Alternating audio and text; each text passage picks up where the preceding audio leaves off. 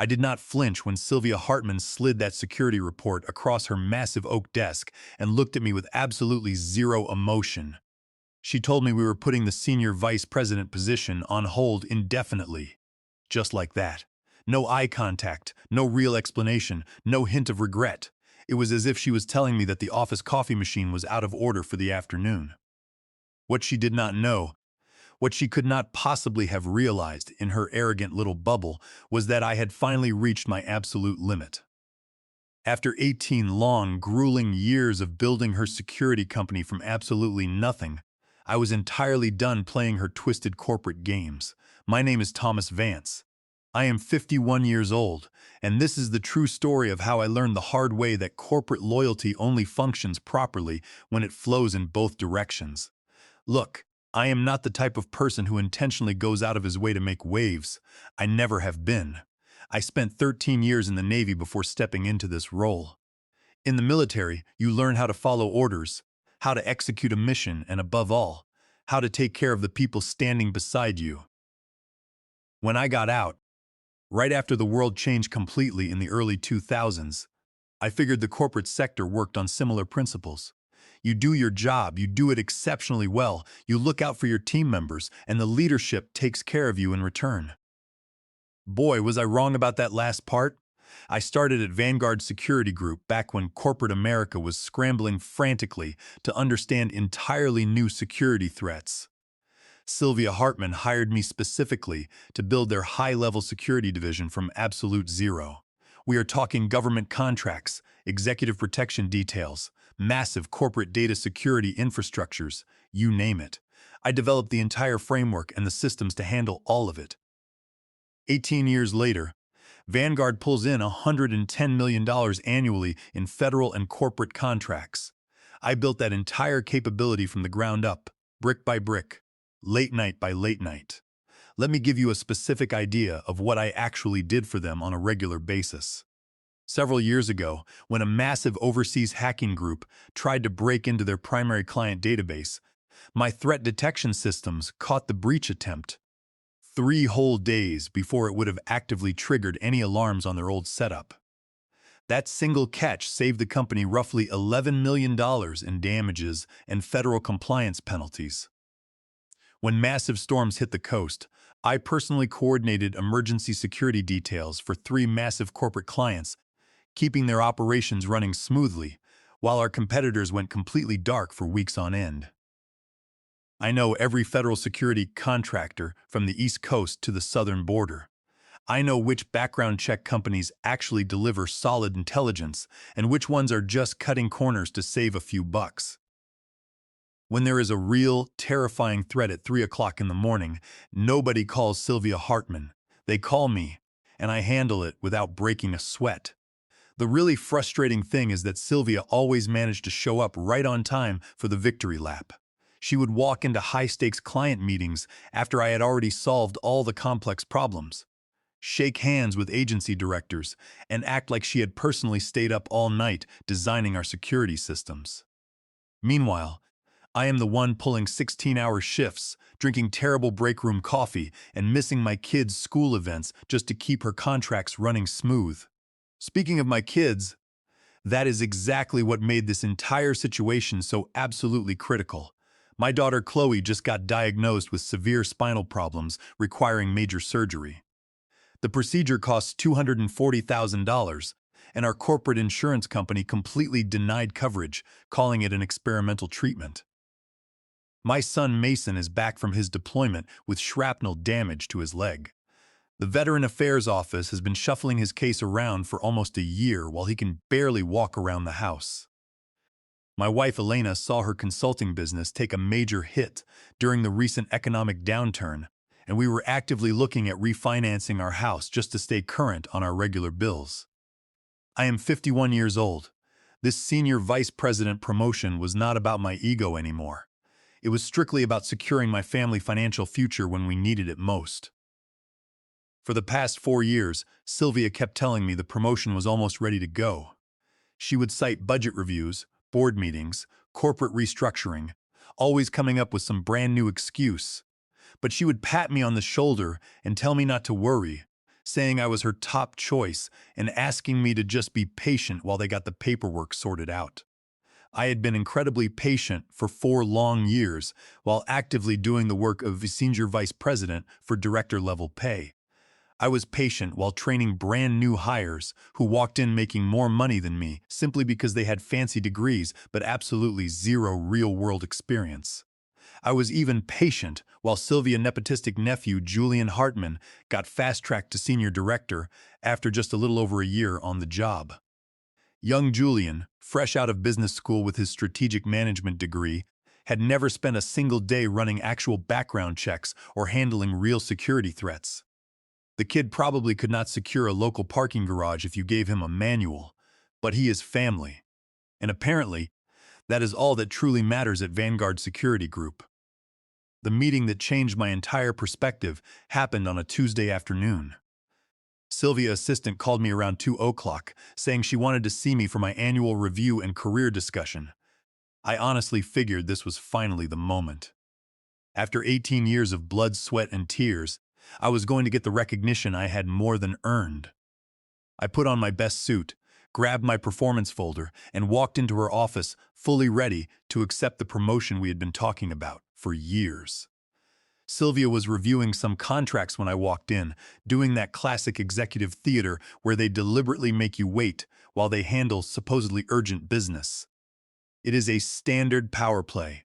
I've seen it everywhere from military command centers to corporate boardrooms. She told me to have a seat without even looking up, mentioning we needed to discuss some changes. I sat down, placed my folder on her massive desk, and waited patiently. Finally, she leaned back in her expensive chair and gave me that look. You know the look. It is the one bosses give you when they are about to deliver terrible news but want to act like it is no big deal at all. She told me she was going to be straight with me, claiming the board had decided to postpone the senior vice president expansion indefinitely due to market conditions and federal budget constraints. She said I should understand how these things work. I just sat there staring at the woman. Market conditions. This is the exact same company that spent $160,000 on brand new executive office furniture just last quarter. The same company posting record-breaking profits for several straight years. I kept my voice perfectly level and reminded her that we had been planning this promotion for months and that the job description was already written and finalized. She actually had the nerve to shuffle her papers around like we were discussing a routine order of office supplies. She claimed things change, economic conditions require flexibility, and the board needs to be conservative. I immediately asked about adjusting my salary, pointing out that I was already doing the work of a senior vice president, and my pay should match my actual responsibilities. That is when she looked away, pretending to organize those contracts again, and gave me some nonsense about company policy keeping salaries aligned with official titles. She said, once the position gets approved, I would be the first candidate. Not even a guarantee anymore, just the first candidate. I sat there for a full minute, letting the sheer disrespect sink in. 18 years of building her empire, and this was my reward. When I asked when she thought it might happen, she vaguely suggested maybe next year, or maybe longer. Translation, absolutely never. She was perfectly happy having me do high-level work for mid-level pay until the day I dropped dead. I picked up my folder, stood up, and thanked her for letting me know. My voice was calm, but inside, a permanent switch had flipped. I walked out of that office and knew right then and there that my time at Vanguard was officially over. Returning to my desk after that completely insulting meeting, I felt an entirely new sense of clarity wash over me. The hallway looked exactly the same as it always did, with the same beige walls and the same hum of fluorescent lights. But I was seeing the entire place through a completely different lens. For 18 years, I had viewed this office as my second home, a place where I was building a legacy and securing a future for my family. Now it just looked like a trap. When I sat down in my chair, I did not open any of my current project files. I did not check on the federal compliance reports, and I did not review the upcoming security schedules. Instead, I opened my personal email and started digging through messages I had been actively ignoring for months on end. There were emails from corporate recruiters, aggressive headhunters, and former colleagues who had wisely moved on to much greener pastures. Almost all of these messages carried the exact same underlying theme. They all essentially told me that I was far too good for Vanguard Security Group and that I needed to come work somewhere that actually appreciated top-tier talent. I had always swiftly deleted those emails before. Loyalty was a big deal to me. But sitting there, staring intensely at my glowing computer screen, I started really thinking about the fact that loyalty is absolutely supposed to work in both directions. Vanguard had been taking my loyalty for granted while actively moving in the wrong direction for years. One particular email immediately caught my attention. The subject line was incredibly simple, just asking for a coffee and a conversation. It was from a man named Richard Caldwell, the Chief Executive Officer of Apex Defense Solutions. I definitely knew the name. Everyone in the regional security business knows about Apex. They started out as a relatively small protective services company, handling basic local contracts. But over the last several years, they had grown into serious, heavyweight competition for the big players in the industry. They were winning massive government contracts, securing major corporate accounts, and even taking over some of the high-level homeland security work that used to default automatically to companies like ours. The word around town was that Richard Caldwell ran his operations very differently from the old guard. He paid his people extremely well, treated them with genuine respect, and actually listened to his experienced security managers instead of just barking orders from an ivory tower. I clicked on the email and read it carefully. Richard mentioned that he had been closely watching my work at Vanguard for years. He noted that my threat response record and overall safety numbers were easily the best in the entire region. He said if I was ever interested in talking about real leadership opportunities, he would love to buy me a cup of coffee. He specifically added that there was zero pressure and that he was just curious about my thoughts on where the security industry was heading overall. There was no aggressive sales pitch, no generic corporate buzzwords. Most recruiters send these terribly generic, copy-pasted messages about exciting new opportunities without even taking the time to understand what you actually do on a daily basis. This guy had clearly done his homework. He knew exactly what I brought to the table. I stared at that email for what felt like an eternity, probably a solid 10 minutes, before I finally closed my laptop, packed my bag, and headed home for the evening. When I walked through the front door, my wife Elena was in the kitchen preparing dinner, while the kids were situated at the dining table tackling their evening homework. It was our completely normal Tuesday night routine, but as I stood there taking off my coat, I could not shake the overwhelming feeling that our entire lives were about to change drastically. Elena did not even look up from the stove when she asked how my highly anticipated meeting with Sylvia had gone. I told her it went about how I expected, which was tragically true in a deeply cynical way. She stopped stirring the pot, turned around, and gave me that highly perceptive look that only comes from decades of marriage. She can read me like a completely open book. She immediately knew it was bad. Chloe looked up from her math homework, her face full of concern, asking if everything was okay.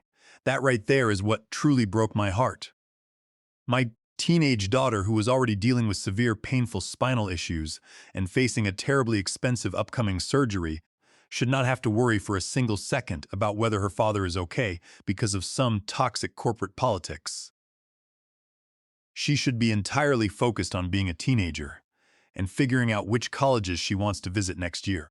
I forced a reassuring smile and told her everything was perfectly fine, just some routine work stuff.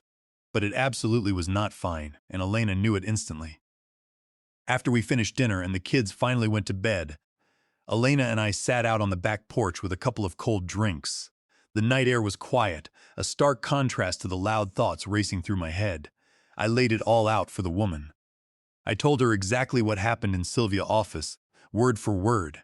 I told her about the indefinite postponement, the ridiculous excuses about market conditions, the refusal to adjust my salary, and the blatant disrespect of telling me I was just the first candidate for a job I was already actively doing. Elena was quiet for a long time after I finished talking. She just looked out over our backyard. We had bought this house over a decade ago, right after Mason was born. It was a nice place in a good school district, our little slice of the American dream. But maintaining that dream costs a significant amount of money, and money requires a steady, reliable paycheck from a company that actually offers room for genuine growth. Finally, Elena turned to me and said exactly what I needed to hear. She told me she thought I should absolutely call that Richard Caldwell guy. I looked at her, asking if she was entirely sure about taking such a massive leap. I reminded her that I had been loyal to Vanguard longer than we had lived in this house. But she shot back immediately, reinforcing what I already knew deep down. She firmly stated that loyalty has to work both ways, and if they refuse to see my true value after 18 years of non-stop dedication, then it was high time to find someone who actually does. Her unwavering support was the final push I needed. The very next morning, before I even left for the office, I sat at my kitchen table and responded to Richard Caldwell's email. I kept it professional but direct. I thanked him for reaching out and told him I would be very interested in having that conversation. I asked when he might be available to meet. To my surprise, he replied within a single hour. He suggested meeting that upcoming Saturday morning at a quiet, old-school diner downtown that made excellent coffee and provided a discreet environment for a private discussion. We agreed on 9 o'clock. Saturday morning arrived, and I drove downtown with a mix of anxiety and quiet excitement. The diner was exactly as he described. It was one of those classic spots with red vinyl booths and waitresses who kept the coffee flowing without interrupting. It was the perfect place to talk business without drawing attention. Richard was already there when I walked in. He was sitting in a corner booth, nursing a cup of coffee with some project plans spread out across the table. He stood up immediately when he saw me, offering a firm handshake.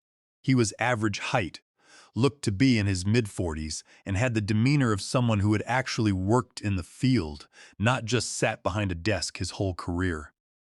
I introduced myself, and he thanked me for taking the time to come out on a Saturday. We sat down and he pushed the plans aside. He told me he hoped I did not mind skipping the standard small talk. He said he had a serious problem, and he strongly believed that I was the exact solution he needed. I liked his style immediately. He was a straight shooter, no nonsense. He explained that Apex was growing much faster than their current infrastructure could handle.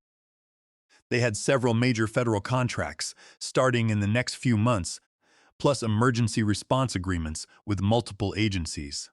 He needed a seasoned veteran who could coordinate all of that massive responsibility without the whole operation falling apart at the seams.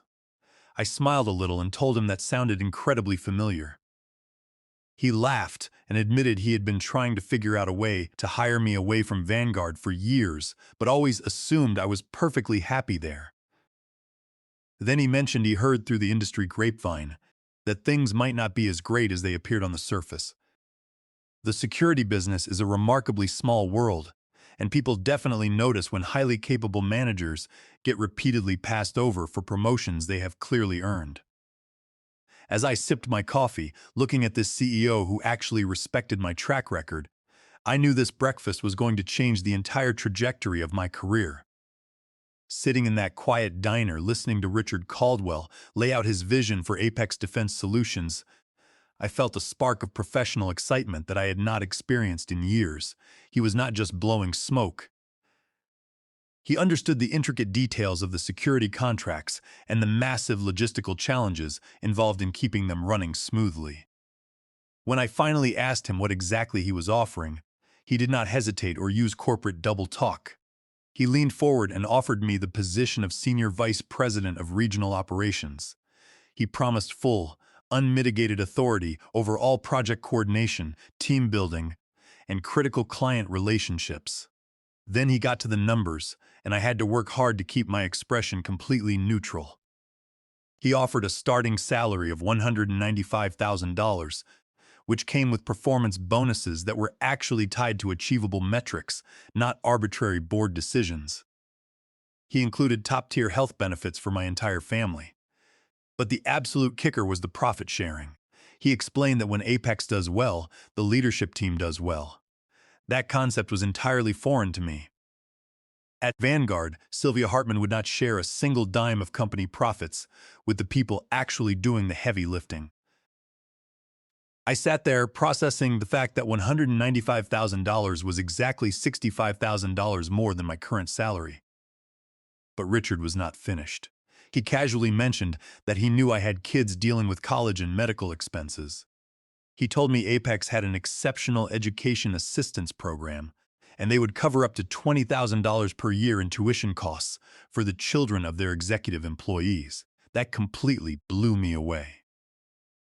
Between Chloe's surgery, which was going to cost an astronomical amount, and Mason recovery, this offer was not just a career upgrade. It was a total financial lifeline for my family. I asked him why he wanted me specifically, noting that he could easily hire someone much younger and significantly cheaper. His answer solidified my decision. He looked me dead in the eye and said he absolutely did not want someone younger and cheaper. He wanted someone who thoroughly knew what they were doing, someone who could handle a massive crisis in the middle of the night without needing their hand held. He pulled out a single sheet of paper showing Apex safety record. He admitted they were good, but noted that my teams at Vanguard had the absolute best safety numbers in the entire state. He explicitly recognized that those numbers were a result of strong leadership, not just dumb luck. When I asked about the timeline, he said he wanted someone in place quickly, but was willing to be flexible for the right person. He left some cash on the table for the coffee, told me to think it over during the weekend, and said to call him on Monday. I drove home with a completely clear head. That night, I sat in my home office looking at our family budget. I looked at the mounting medical bills, the upcoming tuition costs, and the general stress of just trying to stay afloat. Then I pictured Sylvia shuffling her papers and telling me to just keep doing what I was doing. The contrast was staggering. First thing Monday morning, I picked up my phone and called Richard. I told him if the offer was still on the table, I was entirely on board. He welcomed me to the Apex team right then and there. Later that same morning, I walked into the Vanguard offices with my formal resignation letter tucked neatly into my jacket pocket. I planned to give a standard 2 weeks notice, keeping things completely professional. There was absolutely no reason to burn bridges aggressively, even if those bridges were already rotting from the inside out. I went through my normal morning routine. I checked on the major security accounts, reviewed the protocol updates for our biggest federal building contract, and answered a barrage of emails from the field teams. It was just another typical, chaotic day at the office, except I knew it was going to be my last normal day there. Around mid-morning, I walked over to Sylvia's office and knocked on her heavy wooden door. She called out for me to enter, and I walked in, sitting down without waiting for her usual delayed invitation. She was staring intently at her computer screen, likely checking her stock portfolio. She casually asked what was up. I pulled the crisp white envelope from my pocket and placed it squarely on her desk. I told her clearly and calmly that I was submitting my official resignation, giving my standard 2 weeks' notice. She stared at the envelope like it was some kind of alien artifact. Then she looked up at me with an expression of pure, unadulterated confusion. She actually asked me what I was talking regarding the matter. I explained that I had accepted a highly lucrative position with Apex Defense Solutions as their Senior Vice President of Regional Operations, and that my final day would be the upcoming Friday. The moment I said the word Apex, her entire demeanor shifted. Her face turned a deep shade of red. She practically yelled that they were our direct competitors. I calmly replied that they were the company that actually offered me exactly what she absolutely refused to provide: genuine respect, proper compensation, and a real chance to lead. Suddenly, she shifted into damage control mode. She put on this fake, overly concerned voice that she normally reserved for angry clients. She told me not to be hasty, and suddenly claimed that if this was about the promotion, we could absolutely work something out and speed up the timeline. I could not help but laugh internally. I reminded her that just last Tuesday, she had explicitly told me the timeline might be next year, or even much longer. Now suddenly she could speed it up? It was insulting. I pointed out that I had been doing the job of a senior vice president for director pay, while her wildly inexperienced nephew got fast-tracked to senior management. That comment clearly hit a nerve. She defensively claimed that Julian's situation was entirely different. I agreed, noting that he was family. while I was just the guy who had kept her entire company highly profitable for nearly 2 decades. She then leaned forward, trying desperately to look sincere and ask exactly what Apex was offering that Vanguard could not match. I told her the numbers clearly. $195,000 to start, plus real profit sharing and major education assistance for my kids. She physically blinked hard at the salary figure. It was substantially more than she had ever intended to pay me. She asked for 48 hours to talk to the board and see what they could do. I stood up, looked down at her, and told her I had already given Apex my final answer. The decision was permanent. As I walked toward the door, she tried one last guilt trip, claiming that we were all like family here. I stopped, turned back, and delivered the cold truth. I told her that family does not actively lie to each other for 4 straight years, and family definitely does not exploit loyalty. I also strongly suggested she start looking for a multitude of replacements, because I was absolutely not the only person heavily dissatisfied with her management style. I walked out of her office feeling lighter than I had in years, knowing the storm was just beginning to brew. The news of my resignation spread through the Vanguard office like an uncontrollable wildfire. In the security industry, secrets do not stay secret for very long, and by early afternoon, almost everyone knew I was leaving. By 2 o'clock, the real impact of my departure started to materialize. The first person to walk into my office and close the door was Nathan Hayes. Nathan had been my primary operations coordinator for 7 solid years. He knew every single independent contractor and federal contact in the entire state. He was the kind of guy who could completely neutralize a logistical nightmare before it ever became a real emergency. He sat down across from me and simply asked if the rumors were true. I nodded and confirmed that I had indeed put in my 2 weeks' notice that very morning. He asked where I was headed, and when I told him Apex Defense Solutions, a slow, knowing smile spread across his face. He noted that they were a highly professional outfit and that he had worked alongside their teams on several joint projects. I immediately clarified that I could not legally or ethically recruit him while I was still employed at Vanguard. He nodded, completely understanding, but then asked hypothetically if there might be opportunities for highly experienced coordinators over at Apex. I told him hypothetically that a smart company like Apex is always aggressively looking for top-tier talent. He stood up, congratulated me, and walked out with a very distinct purpose. Barely 20 minutes later, Olivia Grant knocked gently on my doorframe. Olivia was without a doubt our absolute best intelligence analyst. She had worked her way up from a basic assistant to a senior analyst position in record time because she was brilliant and worked twice as hard as anyone else.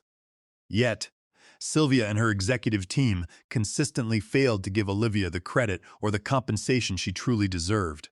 She asked if I was really leaving on Friday. When I confirmed it, she sat down and frankly admitted that she did not blame me one bit. She said she had been watching the executives take full credit for my hard work for years. Then, she casually mentioned that she had been strongly considering making a major career change herself, noting that Vanguard simply did not value high-level analytical excellence. I asked where she might go, though I already knew exactly what she was going to say. She smiled and suggested that if Apex was actively hiring senior executives, they probably desperately needed exceptional analysts to support them. I agreed wholeheartedly and told her it certainly would not hurt to make a phone call. The third visitor was Derek Miller. Derek ran our entire safety and compliance division, and he was the sole reason Vanguard maintained a flawless safety record across all our high-risk contracts. He was meticulous, detail-oriented, and fiercely protective of the field teams. He walked in, sat down heavily, and said it was about damn time I left. He asked me a very pointed question about Apex safety records. I admitted they were solid, but definitely had room for significant improvement. He smiled knowingly and asked if they might be interested in a compliance coordinator with a perfect inspection record and a decade of hardcore experience. I told him any intelligent operation would snatch him up in a heartbeat. By Wednesday morning, the atmosphere in the Vanguard office was completely chaotic. Sylvia was frantically making the rounds, trying to perform desperate damage control.